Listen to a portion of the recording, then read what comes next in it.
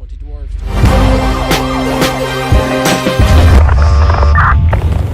Hey guys, I'm Brent Sills at Silly Side TV. Welcome to our episode of The Business of Comedy.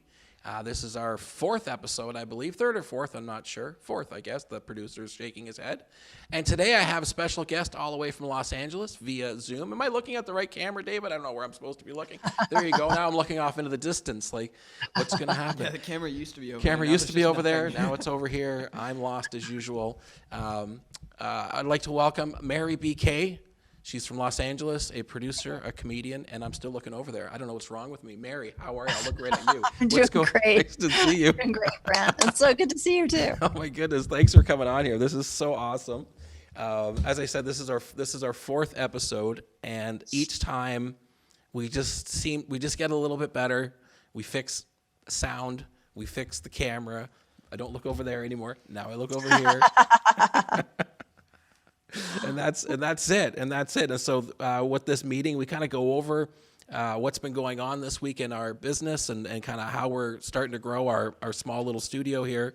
And we go over kind of what's on our schedule. So just this last week, we had, who was our guest last week, David? We had Larry Venturino. Larry Venturino from Florida. Oh, I love Larry. He's great. Yeah, so he came on here and he was... Actually, he gave me a lot of tips. Larry is like one of the first people I met in comedy. Like I just feel like he's my brother. Mm-hmm. You know, just like first thing he did was like kind of like look out for me in a way, like you know. And I really like that guy. So he was on last week, and then this week we have you. So thanks for coming on. This is so cool. So you've been wicked busy, making all kinds of different shows during this lockdown. Everybody's having to experience comedy in a different way. What have you been doing to keep busy during the lockdown? I know a lot of stuff. Well, my gosh, comedy wise, of course, you know, you still want to do the stage time, right? Mm-hmm. So at the beginning of lockdown, I was co-producing an all women's show called Hot Medusa, right. Which is a great show.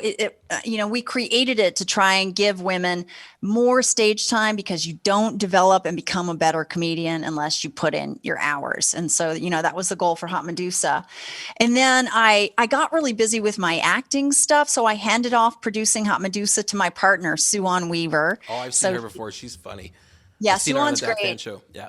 Yeah, and now she's owning Hot Medusa, but she still has me on the show. Like I'm gonna host it next month and stuff like that. So I've been doing that. That's a virtual show, but it's based at a club here in the LA area, Flappers. So you know right. They do the promotion, they help us book, etc. Yeah. And also they charge money and they keep most of the money. But anyway, it's fine. Is that Flappers in Burbank?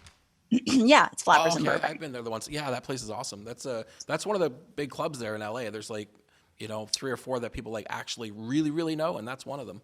Yes, that's one of them. So, and you know what? They are great and they've been wonderful. And so I recently started up my own show at Flappers. So now Sue-Ann's got Hot Medusa and I've got this other show, which is a clean show. I call it Ready for Prime Time. It's on Sunday nights. It was between Ready for Prime Time and the Holy Ha Ha. They're both good. I picked Ready for Prime Time. Yeah. But I focus on people who are established, clean comedians, people who do a lot of corporate work. And it's been really fun. Yes. So sometimes it's good to know that, hey, I can invite my mom and my grandma to this show. Like nobody's going to be talking about anything gross. So yeah, so I produce that show. And I also have a mic. On the weekend, I do long spots for people with more experience who have more time. I do a mic that has 15-minute long spots, just 6 of them. Okay. So it's an hour and a half, but it's good to, you know, work that longer set for folks. That 15-minute challenge. That's a long time when you haven't done it before. It's a long time, 15 minutes. It seems like it'd be easy, but then you get up there. I've done it, and crickets, it's a long time, right? But after you get comfortable with 15 minutes, you go back to 5 or 6. You're like, this isn't enough time. Right? And I get a lot of people who do a lot of road work, who are, you know, like I said, a friend of mine, Luz Pazos, you know, she's touring in Texas right now.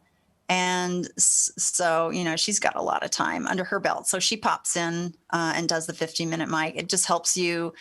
It helps you when you're working longer sets to make sure that you're memorizing your new material in there, right? You kind of weave your new material in with your A stuff. So there has been a big movement towards Texas and with comedy in this last little while, with them being open and Los Angeles being closed. Certainly in my world, I see Joe Rogan's gone there. I see posts over there with all the different guys and girls that he works with. And they seem to be forming a whole new community over there in Austin. Well, Austin's always been like a legit stand-up town. Okay. A lot of very good people came out of there. But it's definitely expanding. I know Rogan actually moved to Austin. Mm-hmm. I don't know if he did that because it was open, but like, hey, they're still getting COVID over there, right? Chappelle just came down with it. Yeah, Dave Chappelle got it. And that's like... And you just saw like the day before he was at a comedy club there. I forget the name of it. And he's with Elon Musk and Joe Rogan. Yes. And they're all, oh my gosh, you guys, come on. It's not edgy, right? I mean, I don't know. You know what?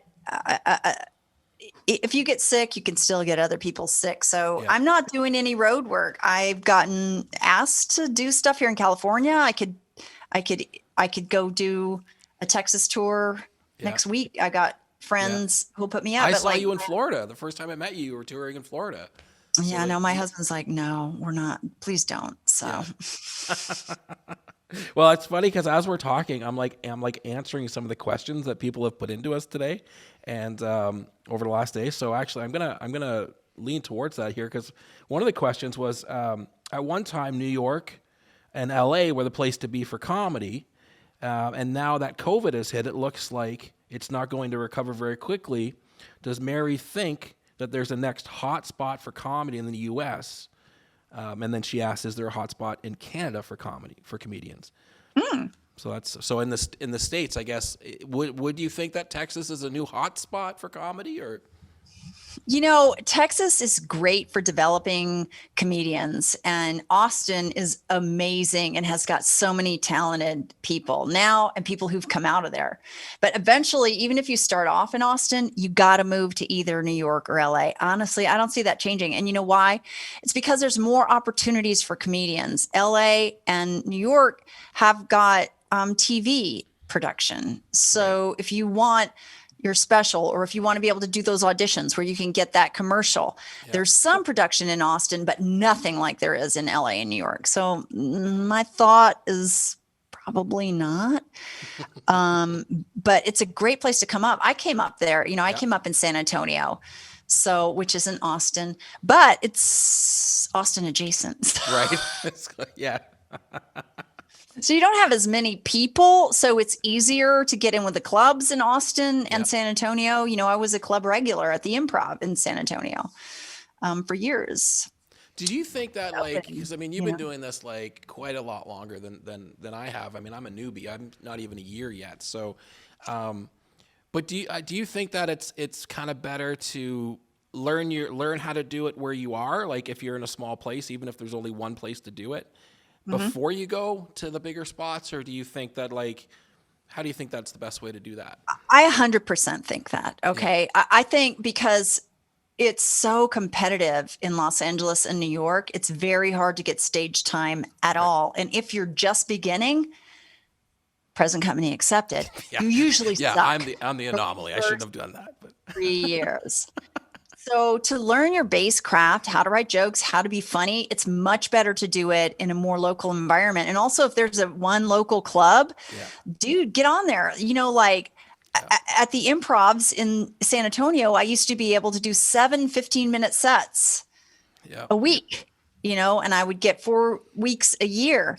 And when I was ready to move up to feature, that's when I moved to LA. So when I had a pretty solid, I had great 15 minutes and I know I can make people laugh, but then I came here and you're at the bottom of the heap again. Yeah. But you can go into an open mic, say at an established club, and bring out your A stuff. Yeah. You're not just struggling to write your first joke. I remember that. I remember that. Did you ever go to the store and do their mics and stuff? I tried. You know, like when I was there, my focus was that to do a set somewhere every day while I was there, and so I didn't want to waste a day and just not do a set somewhere. So I didn't go to the store until the very last day I was there. I was like, I have to see it. I should go, and it was a Monday, so I could sign up. And a friend of ours, Brian, explained to me how to sign up and stuff. And so I went, Brian Trong, and so I went down and I signed up for everything, and I didn't get on stage, but I was very happy that I went there as a comedian. Yeah, it was great. I mean, I never got up at Potluck until I was on Kill Tony. Right. And then I got pulled up and did my minute on Kill Tony. And then the next week they put me up at Potluck. Yeah. Yeah. The one guy, I think it was Travis. I don't remember his last name, but I met him. He was running one of the open mics at one of the Fourth Walls. Yeah. And he was Travis like one of the only people that was there that I recognized that day. And he made me feel very welcome. You know what I mean? Like he came over, like there's 400 people there waiting to sign up for this mic, you know, and it was just to have one human come over and just be like, hey man, you're cool. You're in the right place. Like hey Brent, I know you. Like just anything was like, so happy. Yeah. I mean, and that's the thing. Like there's thousands of wannabe comedians here.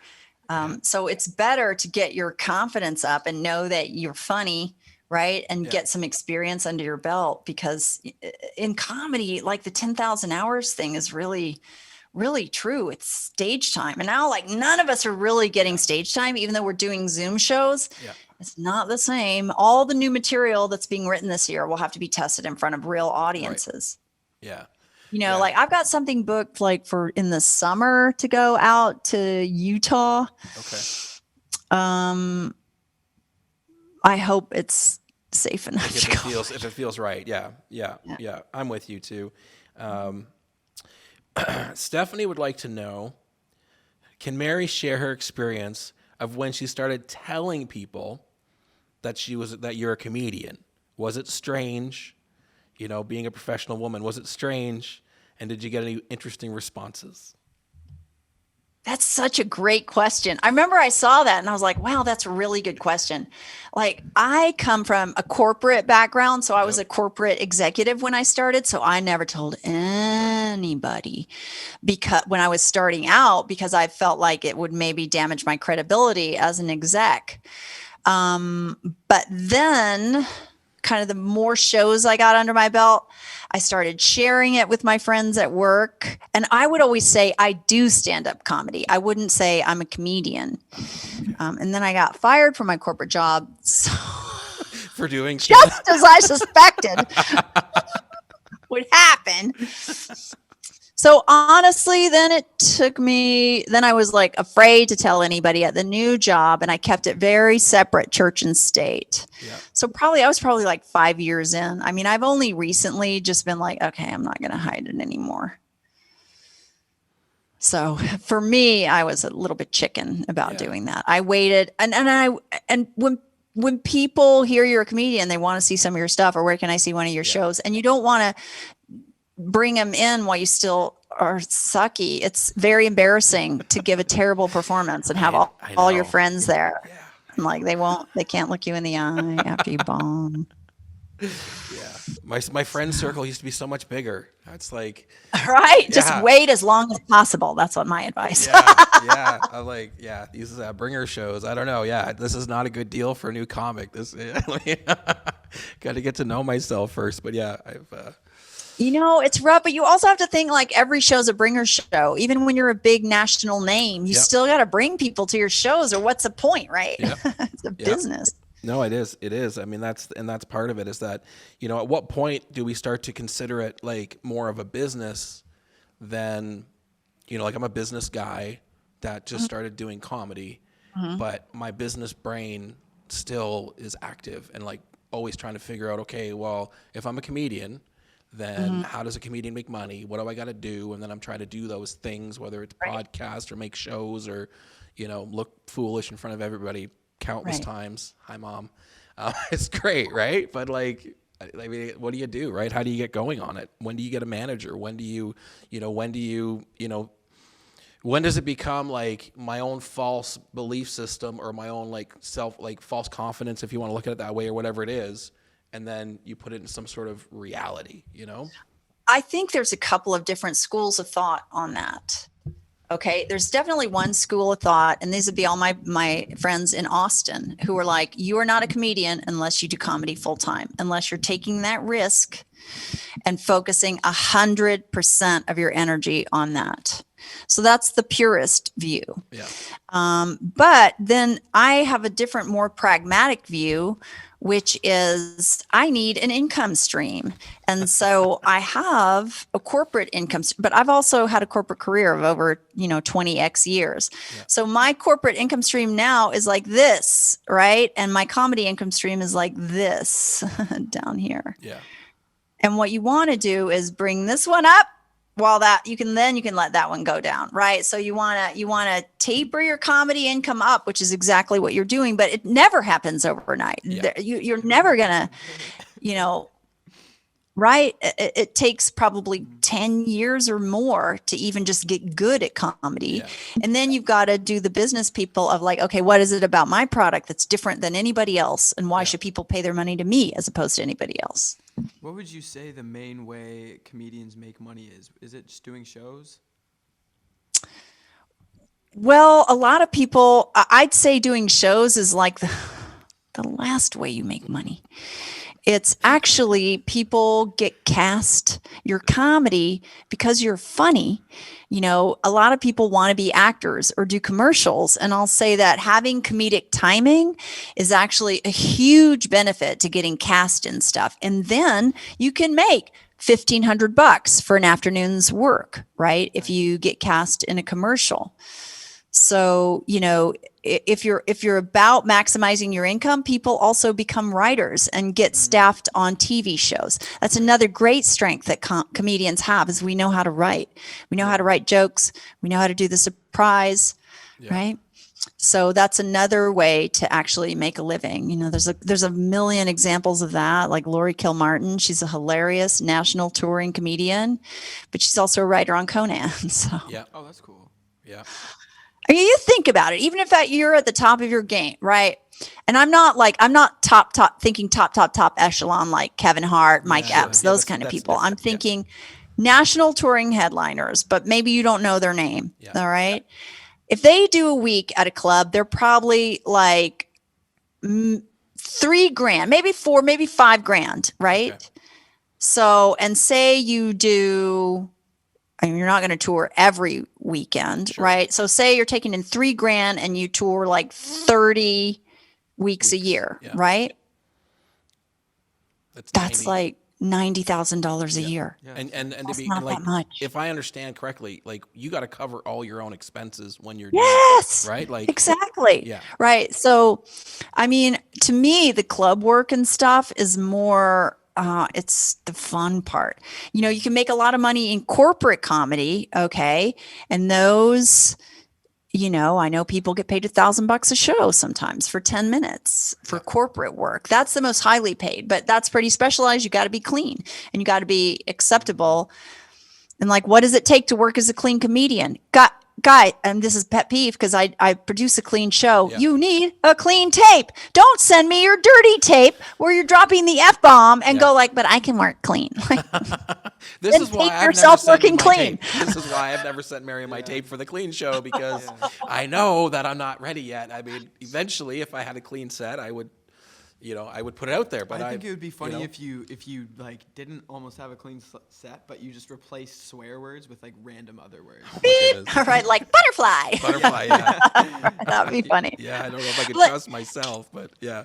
Yeah, and people write movies. He's disgraced right now, but a very excellent comedy writer. I'm going to get in trouble, but Woody Allen, amazing writer, made his money not through performing stand-up, But through at writing. which he kind of sucks, Yeah. but through writing films.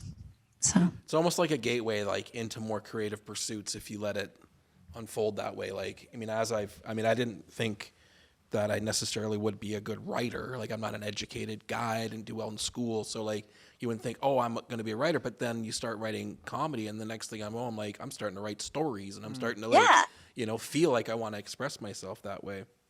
yeah. How do we get more women out to open mics was a question. You'd have to invite them. As a club owner, I would say like encourage it. I mean, from our perspective, is to try to encourage it. But Mary, you do great shows featuring women.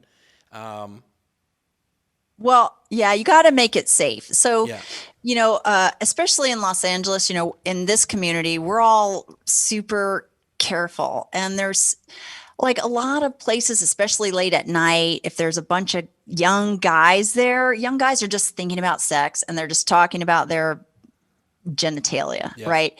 And not only that, it can feel threatening if you're a woman, right? And so you have to police guys like that.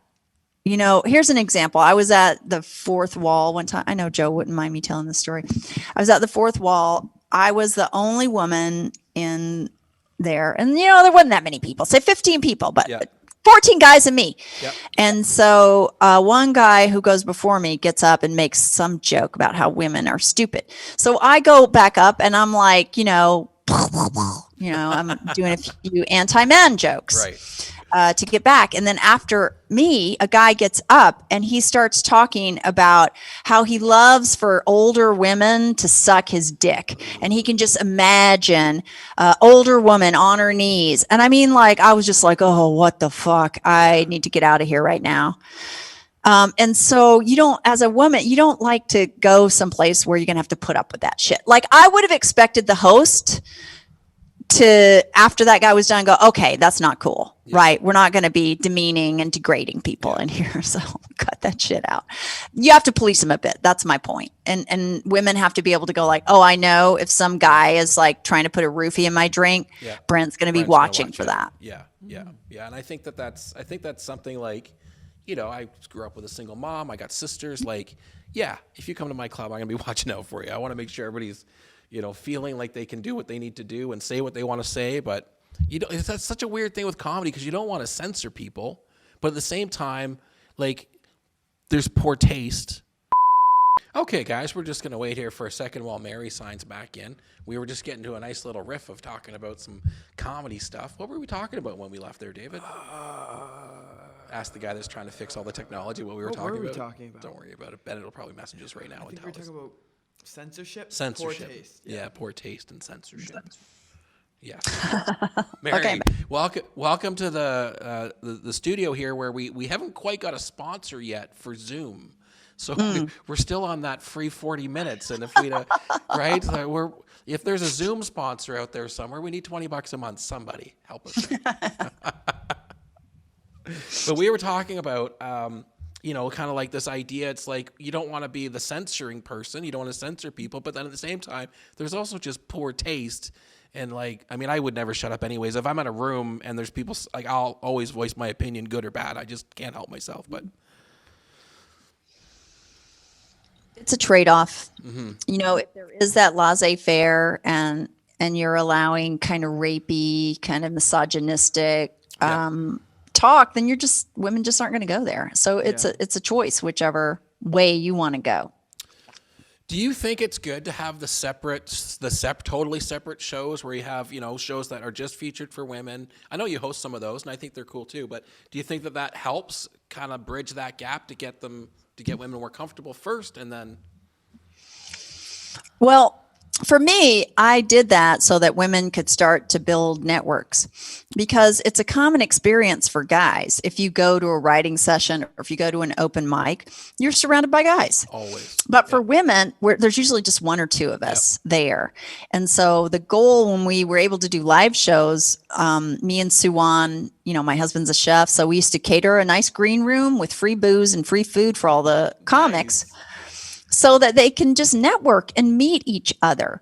So, even when I was in San Antonio and I would open for someone for a week, right? Yeah. But he's a guy, I'm a woman, so I'm not going to hang out with that person and talk shop, and there weren't that many female headliners. In fact, in San Antonio, they had the rule, only one woman a show.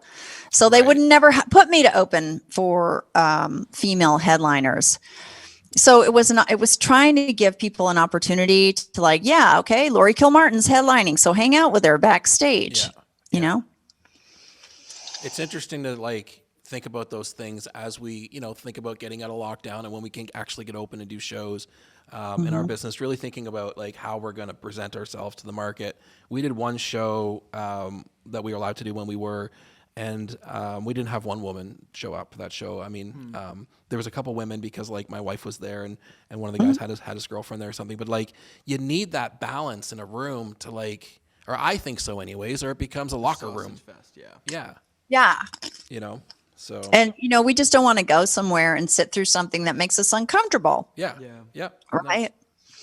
So the way you can get more women is put the women on the show. Yeah. Put them on the right. show. And then they're going to bring their friends and what I try and do now with my clean show is I do it 50-50. Okay. 50% guys, 50% women. Yeah. So, that seems fair.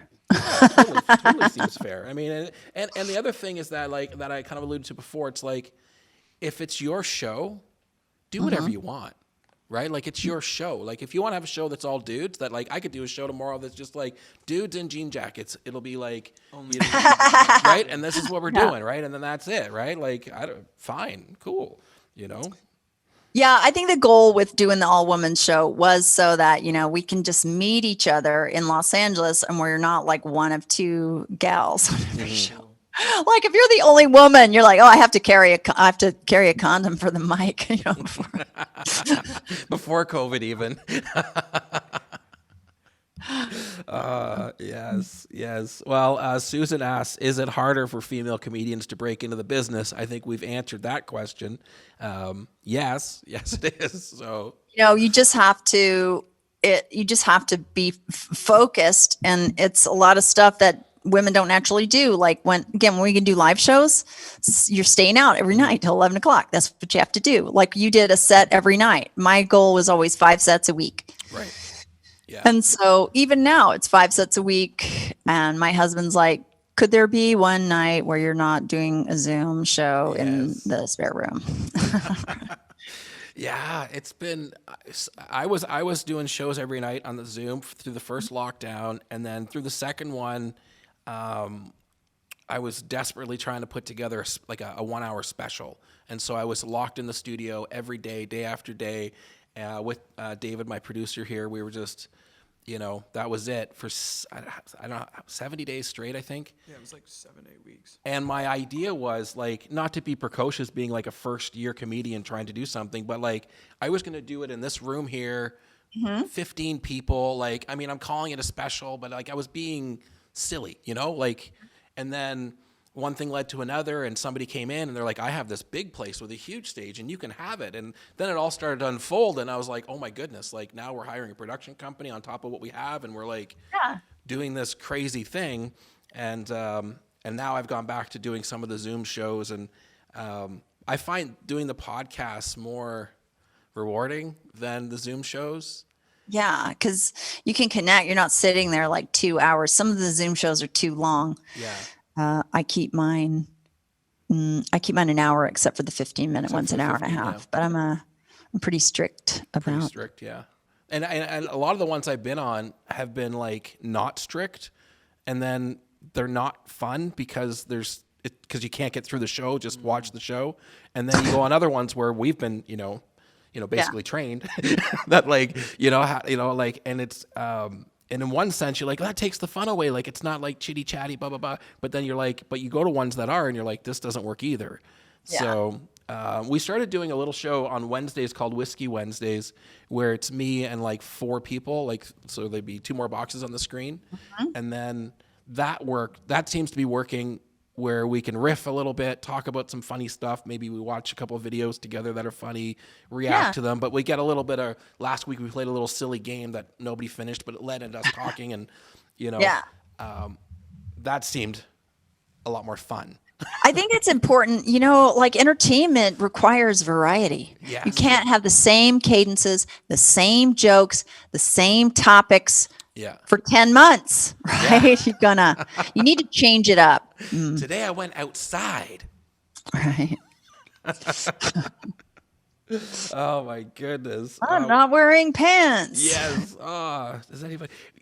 Some of the little things that like keep me going, like when like we both have worked with Dat Fan from Dat Fan and Friends. Mm-hmm. Like when somebody like that even just like likes one of my videos or comments or something, I just get I get this little spike of endorphins, like as if it's cool. And this week I had Tom Green, who's a very famous Canadian comedian, and he's living van life right now out in the desert, and he liked one of my comments, which was just like, yeah, it makes you feel like the world is like small enough that something could maybe happen someday, like, yeah. Can you think of times like when you were coming up where you felt like those little wins? Yeah, when I was earlier on, I'd say I was about 6 years in. I was featuring for this friend of mine in Corpus Christi, and the night before, he was headlining. He tapped me to feature, and the night before, he called me and he's like, "Okay, bad news, you're demoted to opener, and I'm demoted to feature. But good news is the new headliner is Mike Epps." And so for whatever reason, Jesse always gives me a hard time about this, but for whatever reason, Mike Epps' manager really liked me. Okay. And so then they picked me up and took me on tour for a few places, and they let me open up in all their shows in San Antonio and stuff. And Jesse's always like, "You bitch, I gave you that opportunity, and you just ended up touring with Mike Epps." So, so that was one of those times, right? That was really great, but also it's over. I did 10 shows with them, and then I haven't heard from any of them since. So, so you can't really do it for that dopamine, right? Yeah. For that adrenaline. You got to go, you got to be focused on your own journey. Like, as a comedian, what are you trying to say? What's your message? Who's your audience? What's your craft? Are you as good as you can possibly be? Like, to me, the endorphins are nice, but I still always focus on like trying to get better. Yeah. I find every person I talk to has a totally unique writing process. But like, I definitely find that like the comics I've talked to that seem to be getting places or doing things have some sort of like process that they do, whether it's they write at a similar time most of the time, or whether they set themselves up in a certain spot. When I started, my spot was go to the coffee shop and then sit at the coffee shop for a couple hours, because I'm there to do that. And that worked for me. What do you find works for you when you're writing? Well, what? Actually, I have a process where it's conversational, right? And I've been working with a guy who's kind of a writing coach for me. Okay. And so I work with him. We warm up doing improv games, which is just so weird, right? And then I don't write anything down until I talk through a bit, and we think about like what's funny about it. Does it align with who I am? Like, my character on stage is kind of an exaggerated version of me that you see now. So like sarcastic, disappointed in life, too bitchy. And so I think the conversationality of it is by talking through the jokes first. Okay. And then kind of looking at, okay, does this need a stronger punch there at the end, or are we doing the same joke twice? It's really working for me right now. So I've been able to develop just a lot of new material by taking this approach, like having fun with it. Get your mind away from writing, which is one type of action, right? And into playing, which is that's what comedy is. Man, in the beginning, it feels like it's all about fun, and then something happens, or maybe it just, for me, I'm different, I don't know, or some people feel the same way, but like, then it becomes more like I feel like I'm working at something, and I'm like, wait a second. Why do you feel like that though? I think because I just want to be good at something, so I try really hard, and then like, for me, trying really hard means like trying really hard, not having fun, like doesn't, like, so trying to make that, learn from people like Mary and like that, like, have to let that go and have fun, because that's what makes the stuff funny. Yeah. Exactly. And like, you can't, and I don't know if you've had this experience, but even sometimes when I'm on stage, new punchlines come or new things pop out, right? Like, I was doing this joke. One of my characters is my dad, and I was doing a joke about when I was growing up, and I had never done the punchline on that as my dad, but it just popped out. Like I just did the punchline, but like as my dad, Yeah. with a cigarette and that wink, and like, oh my God, it really hit. And it's like the dad character just popped out and took that. And it just kind of happened on stage. So there's a lot of fun when you're on stage. You're in the moment and you're having fun. You need to be having fun if you're doing it right, right? Yep. So a lot of times inspiration can strike there. So it's like, okay, recreate that in your writing sessions. Like I say, for me, it works to work with someone else. There's a couple of my other peers that I write with, and we do the same thing. Like we loosen up, we start joking and playing around, and then it's just tag. Do you think comedy's becoming more of a team sport now than it was before? I don't know, because I mean, in your performance, you're alone, right? So I think, I mean, where I came up in San Antonio and in Austin, like we often had writers collectives where we all worked together. In San Antonio, like we called it dojo, and it would take place like midnight, on Thursday. We would all, in this one collective that I was in, everybody'd go up and get like 10 minutes, and we would just walk through premises with each other and go and dig in a little bit, like, well, why is it funny? Well, it's funny because of the contrast between, being a white lady, but always only being attracted to black men, or whatever, whatever you think is funny about the joke. And then does it test with like a slightly bigger group of like, okay, we find that funny, or no, there's going to be no traction in that. I can't wait until we can do more comedy again. I'm so excited, because it's like right now we're just learning by like, it's like we're book learning right now, trying to study and read books, like watch comedy specials, do all this stuff. And it's just like, you just want to get on stage and like, man. And the last time I got on stage, like I ate so many dicks. What happened? Why? It was just like, it was the time before we filmed the special. I got one gig to do, and it was in a drive like an hour a bit to get there. I know that's not a big deal, but like that's what comics do, right?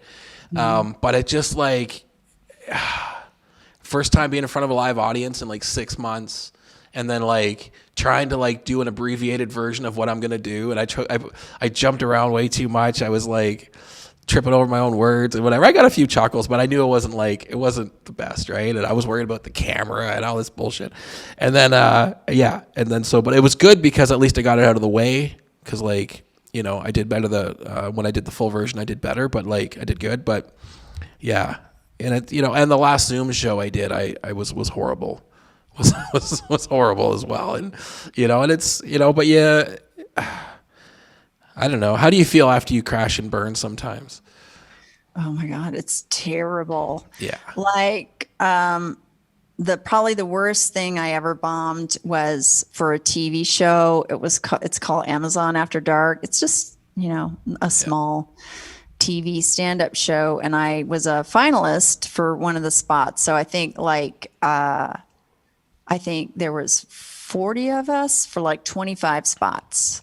And so we had to do on-camera sets, and that's how they did the finals, right? And so I had a great set about what I had applied with was about my husband being a chef, and I sing some songs in there, and I got worried about the copyright on those songs. So I completely changed up my set, and I did a completely different 7 minutes, and it just sucked. It wasn't ready. It was terrible. Oh my God. And like, I had so many people. I had my cousins there from San Diego, my best friends, my husband, and I just stank up. And I had to teach my best friend, like, cause we were like, oh, let's go have drinks. And nobody's uncomfortable saying you bombed, but like there's this silence, right? Yeah. And my friend Marty goes, but do they know that like you have other stuff, like you have funny stuff?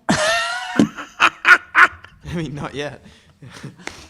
And I told him, Marty, you have to lie or just change the subject. You can't. I know I bombed, okay? I am aware that sucked. Yeah, I just couldn't get the audience. I couldn't get them on my side at the time. And that was, I did the one I did, instead of doing my husband, I did my dad, and the character was just two-dimensional. Okay. It wasn't, ever since then I've really been, I've been working on my characters. So my dad's a bit more likable now. I just started learning how to do characters, or like trying to teach myself to do characters maybe like 3 months ago. And it was a game changer. Like I was watching, I think it was Dave Chappelle. I was watching an interview with him or something, and he was talking about doing characters and how much his comedy changed when he learned how to do characters. I was like, okay, and so I started working on, I used to have this cat story that you've probably seen. I have this cat story about being a cat smoking a joint in Los Angeles and it being illegal. So, and it was just a joke before. That was, it was one of my first jokes, right? I like it because it's got cats in it. But then when I started doing the cat as characters, and then I started doing like the girl cat and the boy cat, it like started to become this like thing where it's like, now it's even more fun for me to do. And like, I really liked it. So I'm starting to learn how to do more characters. I do my mom, but like not publicly yet, but sometimes my mom loves Miss Mabel. So my mom calls me as like, and she's always like, why don't you just do it like Mabel? Just talk about what you want to talk about. Everybody will laugh. And I'm like, it doesn't work that way, Mom. But I mean, you know what? Everybody bombs, so it's just part of the experience. Yeah. If you're not bombing, you haven't tried hard enough, I guess. Can't be afraid to take risks and try new stuff. What do you have coming up next? Do you have any big shows coming up? You said that you have Flappers. You have your show there. I've got my show. That's the end of February. I'm hosting Hot Medusa. I've got another one for this other all-female thing called Pretty Funny Women. Yep. And then Lori Kilmartin, I'm on her show February 1. Her and Jackie Cation have a show. They have a podcast. Okay. And they are both touring headliners, been doing comedy like 30 years. I really look up to them. And they do this thing every week on their podcast. They name like a comic of the week. Okay. So I was comic of the week like ages ago. Okay. But for their shows, they do all former comics of the week. Oh, nice. So I've been chasing them for months. They finally got tired of being Finally bumped locked it in. by emails. Yeah. So that's Feb 1. Actually, that's a week from today. That's probably something that that comics like myself for sure, but others can learn, is that like answering emails and sending emails and like being kind of like just kind of somewhat professional about, getting people to get involved with you and working with people. That's got to be pretty important. I cannot stress that enough. I mean, that's true throughout life. It's the same. I was just working with someone in my corporate job today. I'm like, so you told them on Friday that you'd set up these 3 meetings. I don't see them on the calendar yet. Are they done yet? No. Well, even though responding and scheduling something isn't really doing something, it looks like you're doing something if you just actually do that. So hopefully by the time I go back after this, those meetings will be set up. But you're right. Responsiveness is critical. Critical. And especially like with acting in Los Angeles too. Like I've got an audition I have to turn around today. You need to turn in the time of COVID, when you audition for something, you're in your home studio, you got to set it up, light it, get dressed, learn your lines, tape it, edit it, and submit it, hopefully before other people do. And so that responsiveness and professionalism doesn't change no matter what you do. You got a big a commercial just recently. You posted about it. What was that commercial? I did one for QuickBooks. That's probably the biggest thing I've done. And that's like the most ironic thing ever. I told my husband, if I can't get cast as this, because I actually am an accountant, like you might as well just quit. Yeah. But the guy told me, the director told me, he's like, I'm casting you in this because you're a comedian. He's like, you can make accounting funny, and most people can't. Yeah. So, and there was another, years ago, I got cast. My first thing I got when I moved to LA, I got cast in this movie. It was a horror movie, and I played like the part was an exorcist, like a demon hunter lady, right? And they told us we didn't write this part to be funny, and we never thought it would be funny. But when you auditioned, you made it funny, so that's why we cast you. So I think that that's like the comedy thing. It can, like comic timing that we learn, like the pause, right? You can so apply that across the board. So yeah, I got like the thing today that I have to audition for. It's for my cats. Wait, it's for a cat litter commercial. So I have to do a get to know you with me and my cat. Right. Well, you have 5 to choose from, so you can. I know. Right? That's awesome. I definitely want to learn how to do that, like learn how to audition. I've been to a few auditions and watched like other people audition for things. And I've only had like one audition, but that was before I started learning comedy, and it was horrific. It's a different skill set. It's different from stand-up. Yeah. And learning. I mean, I think that part of it is like understanding that these are skills that you can learn, but you have to get a coach. You have to find somebody or take a lesson. You got to just to think I can just do it is irrational, you know? Yeah. And, you know, well, with acting, like there's tons of acting classes, there's, you know, and it's a skill, but what's great is when you do both, there's like this Venn diagram of where they cross over with each other, where auditioning all the time helps you be more responsive and get shit done fast. Yep. And doing stand-up helps you with comic timing. It helps you improv and riff, like while you're in the audition, you can also make them laugh. Yeah. That can't hurt, I'm sure. Well, I'd like everybody at home to check out Mary Becquet on the Medusa Comedy, on the Flappers shows. If you go on Silly Side, you're going to see I share lots of content from everybody around. Mary, do you have anything else you'd like to finish with us today? Other than it's amazing to see you. It is amazing to see you. And I'm just honestly, I'm so impressed, Brent, because like you were all over this comedy thing, doing, jumping into the business of it, putting butts in seats with your own club. I mean, sorry about COVID, but generally that's a great idea and a good way to make money, right? And a good way to encourage comedy and help other comedians develop their craft at the same time you're doing it for yourself. So no, I mean, we've known each other a year now, right? Because I met you in Florida when I was opening for Dat Fan. And so I'm so impressed by what you've done in the year. And I just wish you the best. I know you're going to be a success. I will share with you one bit of advice that I heard. Okay. I was talking to a producer and I was like, well, I'm so old. I'm never, I'm never old. Right.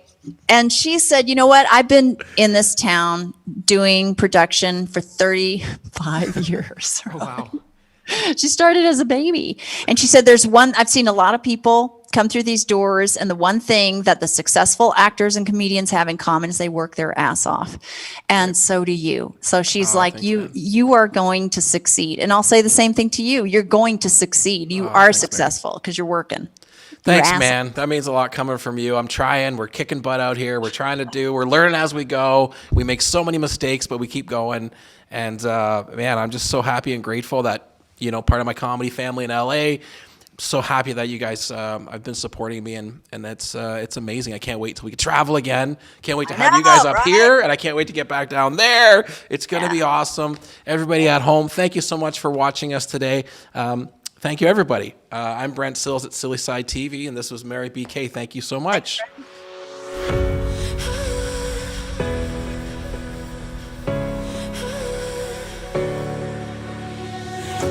I'm hopeless in the crossfire. There's nowhere to go.